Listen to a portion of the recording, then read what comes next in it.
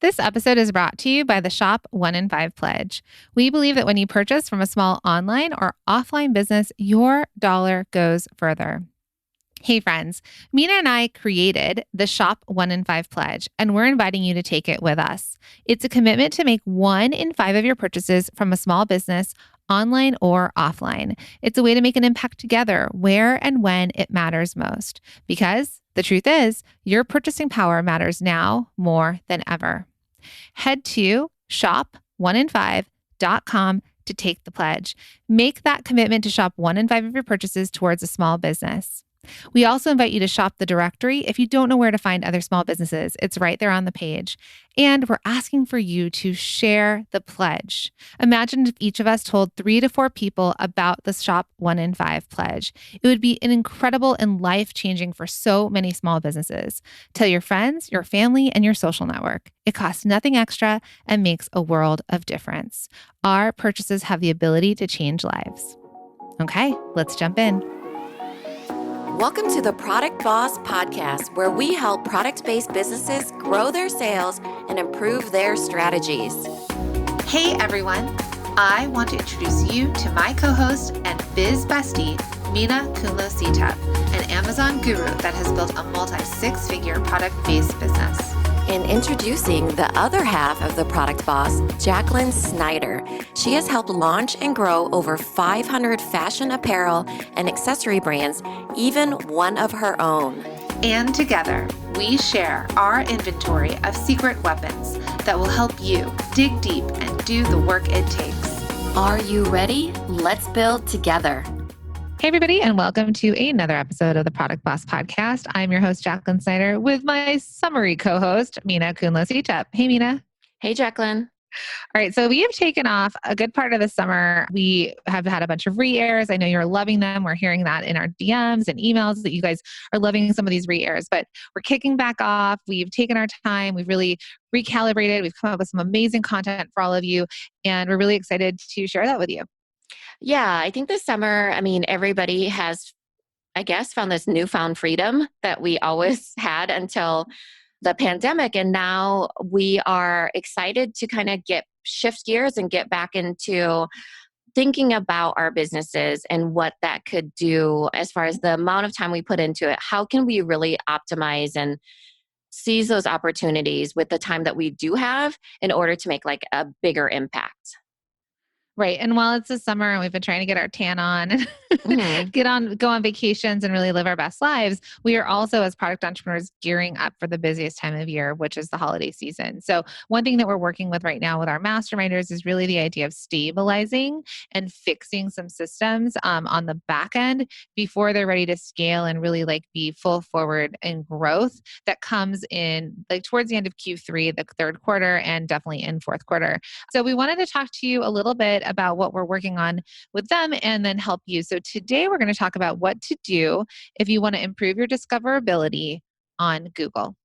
Yeah, this is something that happens to come up all the time. Right now, as you're listening to this, Facebook ads have been the worst.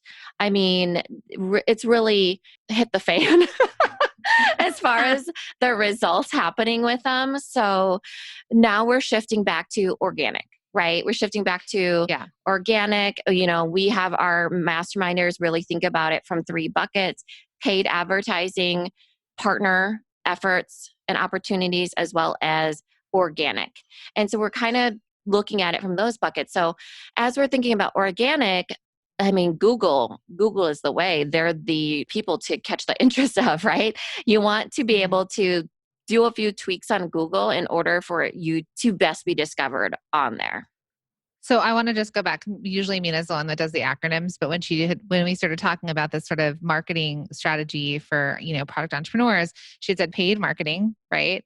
Organic marketing and partnership marketing. So I called it pop marketing. I know, but you know why I refuse to call it that? Because in my brain, it is point of purchase. So you're taking an acronym that's like ingrained in my brain and flipping it to something See, I always else. do point of sale, not point of purchase. Yeah, well, POS for me. yeah, point of purchase is what the acronym normally stands for. So I already associate it with something else. So I'd have to flip the acronym. It's like the acronym, which you know that Pluto, this is going to be a side tangent, fun fact. So Pluto is considered now not a planet. It is what is that? A dwarf planet. It's a dwarf planet. Yeah. So the acronym that we learned was my very excellent mother served us 9 pizzas. Well, now the acronym is, because Pluto is not considered a planet anymore, like in Surrey, my oldest daughter is really like this happened like 5 years ago. Like everything we learned as kids, it was like out the window. So now the acronym is my very excellent mother served us 9. So I've been teaching them nachos. What about my noodles. very excellent mother? Yeah, served us nuts. Yeah, right. Anything. So flipping an acronym is not the easiest, let me tell you. And okay, so for me, I remember it by saying POP because I'm like, oh yeah, paid organic partnerships. Okay. You all figure out what you need. It could be OP, but we use other people's platforms for OPPs. So PPO, I don't know. Yeah, which PPO stands for something else too, right? The insurance thing. Oh my gosh. We know so very little about the real world. Okay. So jumping into what we wanted to talk about, right, was that improving your discoverability on Google. So what Mina's talking about, what there's been a lot of pushback, and we've talked about this in our masterminds, is that a lot of people took on that paid strategy for marketing, which we don't have control over that. Mina and I also do a paid strategy. And with Facebook being wonky this season, we all had to sort of think, well, what else do we do?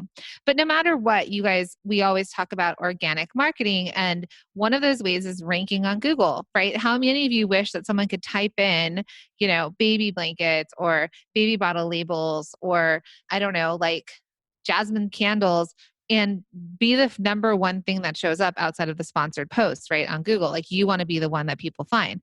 It's really hard to compete, especially in products, because we're competing against big box stores. We're competing against Macy's and Nordstrom's and all the department stores that take out ads that are that will rank up there. But you do have the ability to rank number one for certain keywords on Google. And we're going to talk a little bit about how you can be discovered in search and just give you a couple really quick and easy tips. Yeah, for sure. And, being number one for those big keywords like necklace is a lofty goal. It's pretty much essentially impossible. Just like if you're a bra company or lingerie company, it's almost always going to be Victoria's Secret. But if you're if you're the first page, then we're talking the first 1 or 2 pages, right? So you chip away at it. It is a monster of a thing to work on your keywords, but there are, like Jacqueline said, some easy tweaks that we wanted to give you. Okay, so you mentioned the first one, and we teach this in Multi-Issue Machine, which is our signature course, but we're going to give you a couple quick tips that you can do. So number one, what Mina just said, is the keywords. So you want to figure out what keywords people are searching to discover the products you sell. So exactly like Mina said, like it might be really hard for you to rank number one for bras or plus size bras or strapless bras, because there's going to be Soma and all these people have $1 million budgets to rank on Google at the top. But there's other ways around that where you may think through in keyword research. Again, we teach this in our course, but in keyword research, you might think through like I call it a backdoor in. So what else would someone who could potentially be your customer be searching for that they can discover your brand, but it's a different type of keyword. And sometimes people call those long tail keywords. So if we're going to go to the bra thing, it might be like how to find, this is just random, but like how to find the right fit for plus size bras. Another one could be bras for small breasts that have no gap. That's really a long tail, which by the way, Pepper is a company that probably ranks for that, or remember the sleeping bras, they weren't searching sleeping bras, that story that you have of your client that sold sleeping bras, but they were probably searching for large breast bras that have no wires that you can sleep in. Or it might I don't be know. like how to prevent sagging breasts. Yeah. I know our guy audience is like, well, this is a conversation, ladies, but we'll just go with it. We went with the bra example this time instead of candles. Because we have a really specific example. And I know we talk a lot about this with our masterminders and our students, but I'll just quickly say, I had a client several years ago that came to me and she's like, sagging for breasts happens while you sleep. So who knew? Right? Nobody, obviously, because her response was, I'm going to make bras that women can sleep in to prevent sagging while they sleep.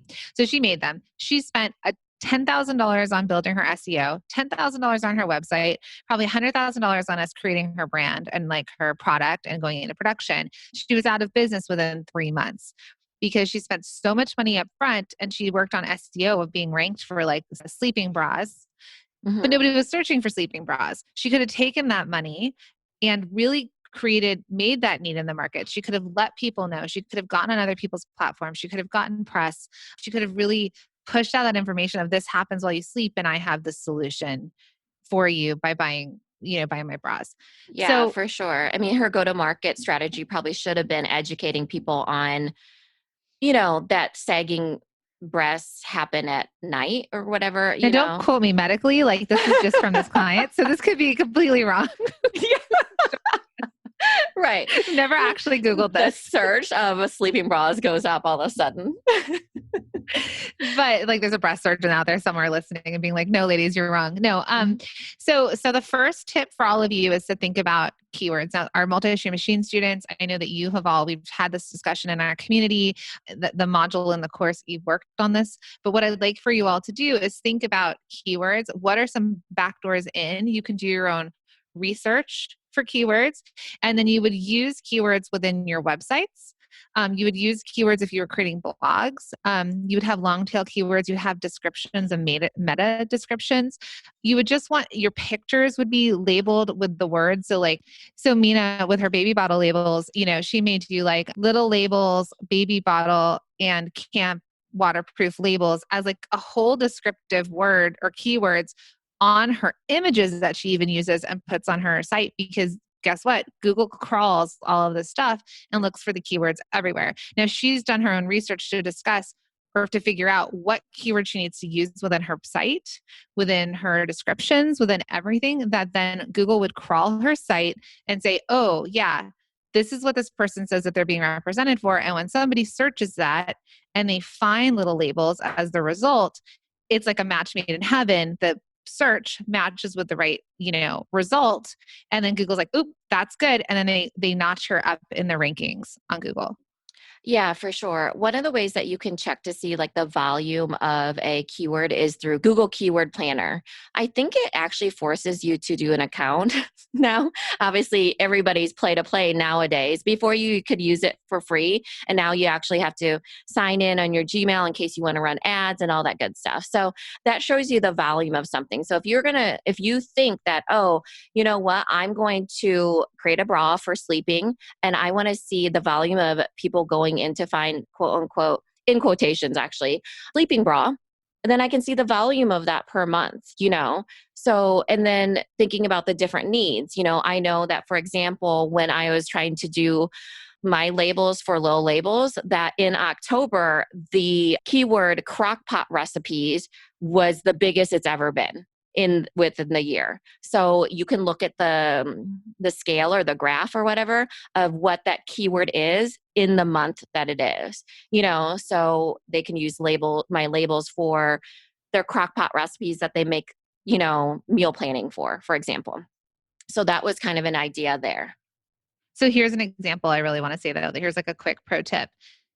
Don't just use keywords because they're trending and you're like, oh, I'm going to make this fit, right? We were talking about this before that, back in the day when nobody had a website and I was teaching my clients about websites and getting them up, there was this thing that people would do that they would add in the words like Jennifer Aniston, like, even on the hide a back end, friend. I feel like, on the back end, they would hide it in the coding. And so because Jennifer Aniston was one of the top searched results on Google, people were putting her name into the back end of their websites to help them grow on their rankings, right? It was just like, this is old school. This is not now.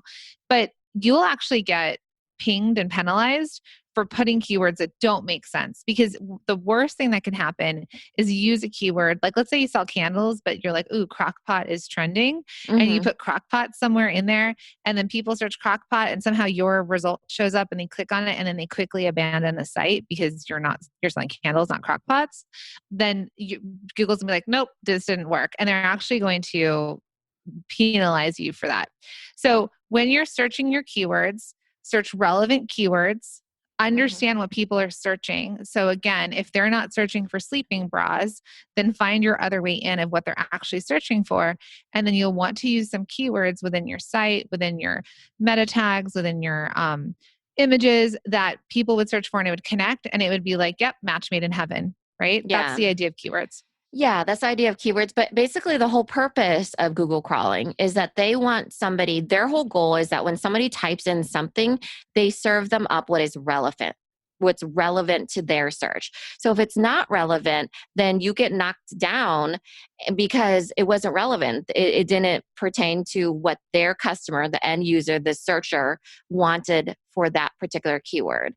So relevancy is a really big deal as far as your showing up and that it actually makes sense to the end user.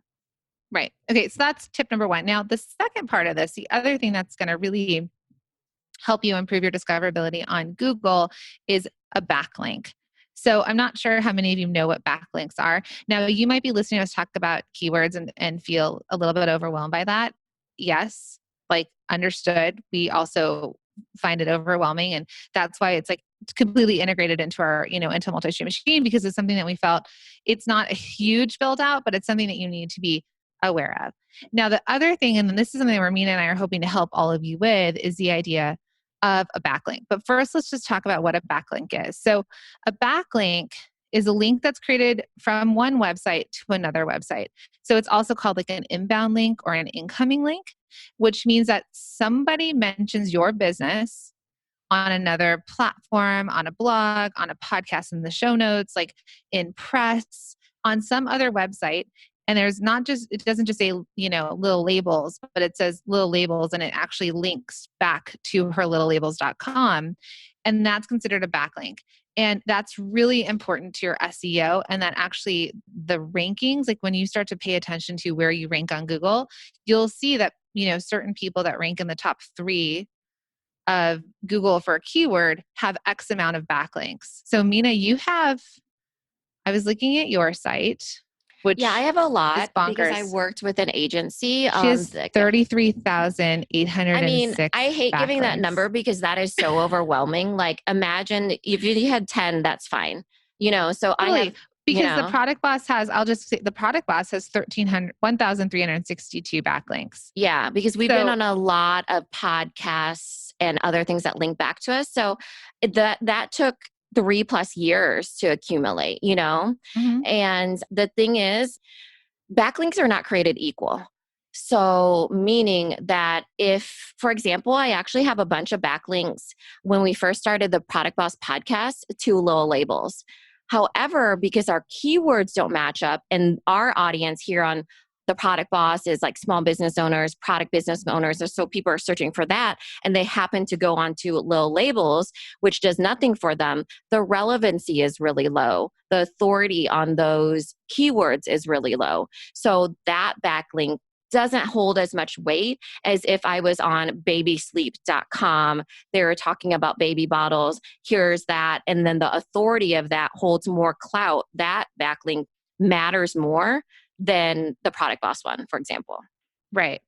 So I know hearing these numbers, I just wanted to share with you because like Mina and I, the Product Boss, we rank number 1 in a lot of different keywords. Okay. And so does Little Labels.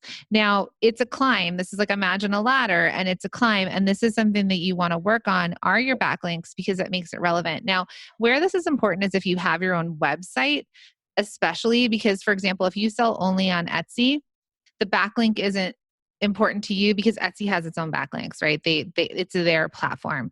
But if you have your own website, especially, that's why the keywords matter. The keywords matter anywhere, like anywhere there's searchability. So on Etsy, Amazon, all those things, right? You guys will have your all different types of keyword searches.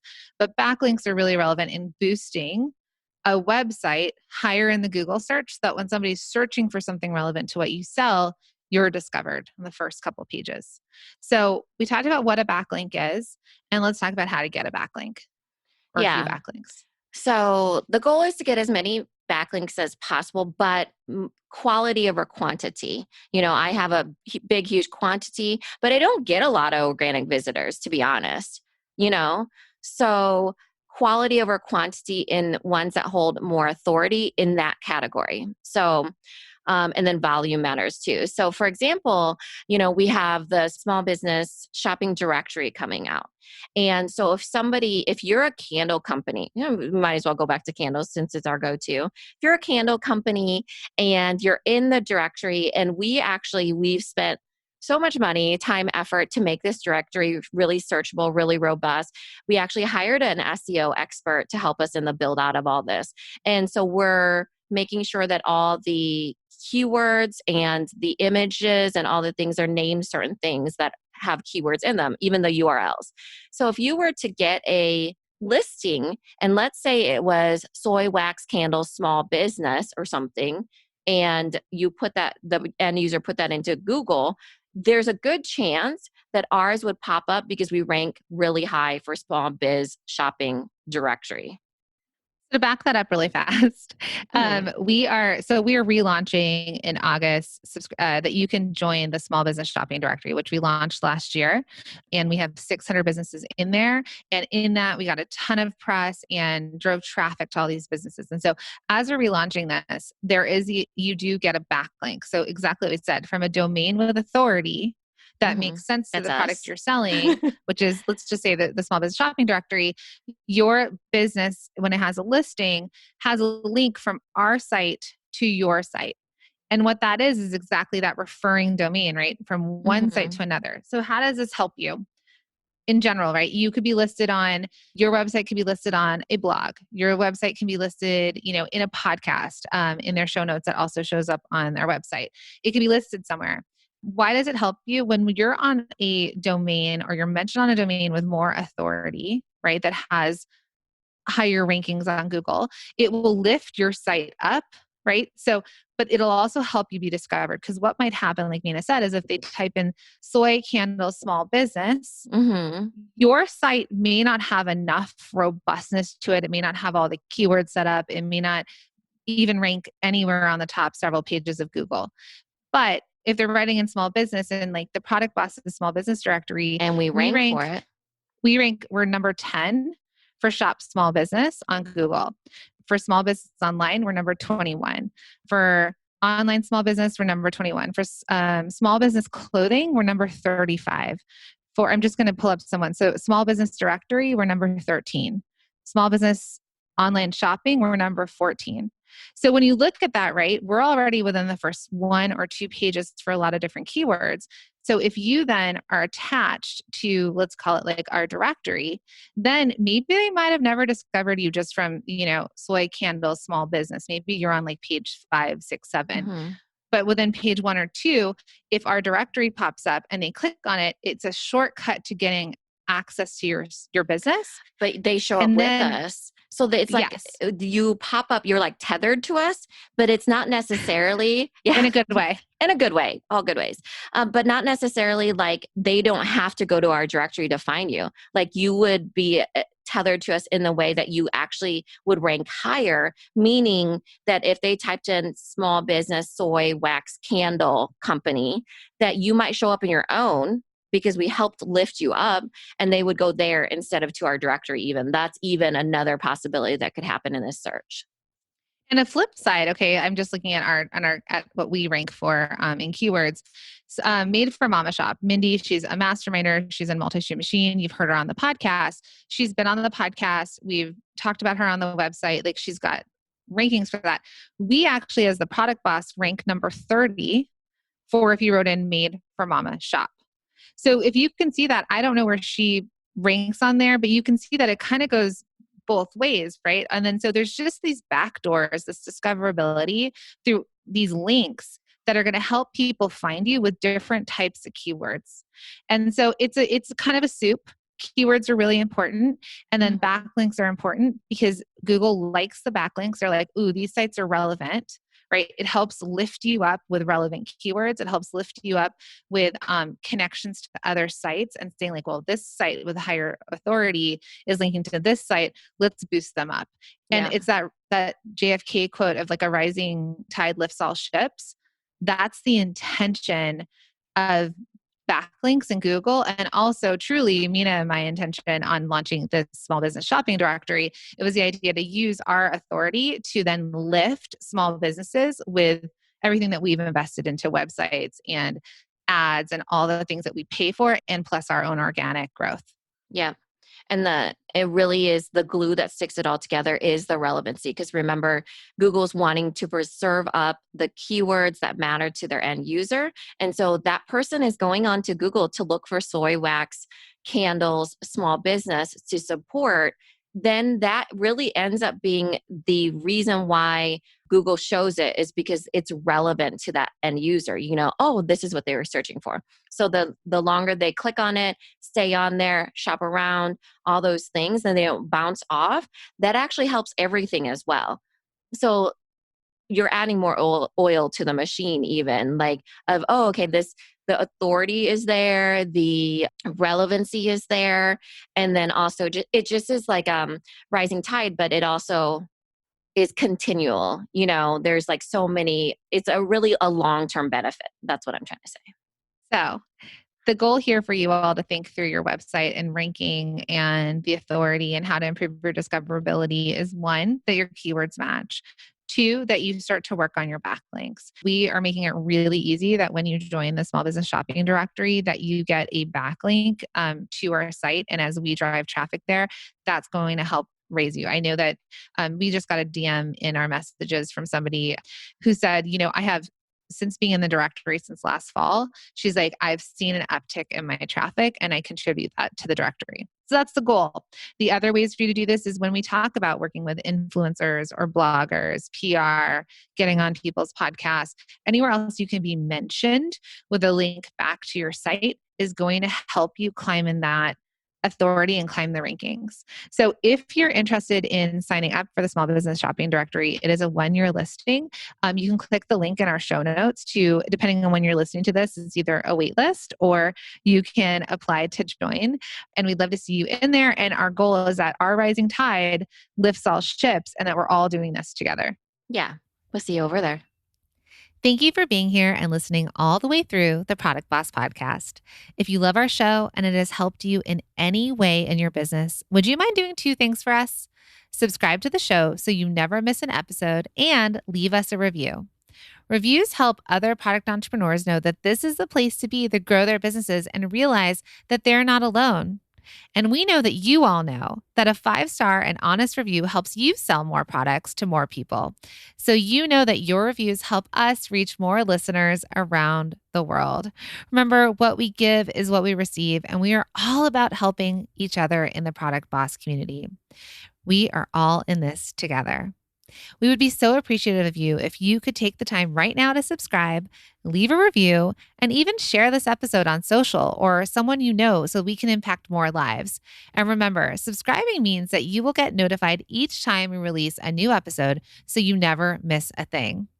You have helped us grow and climb into the top 10 of all marketing podcasts, and together we can keep climbing. Thank you, friends. And remember, there is room at the top for all of us. This episode is brought to you by the Shop 1 in 5 Pledge. We believe that when you purchase from a small online or offline business, your dollar goes further.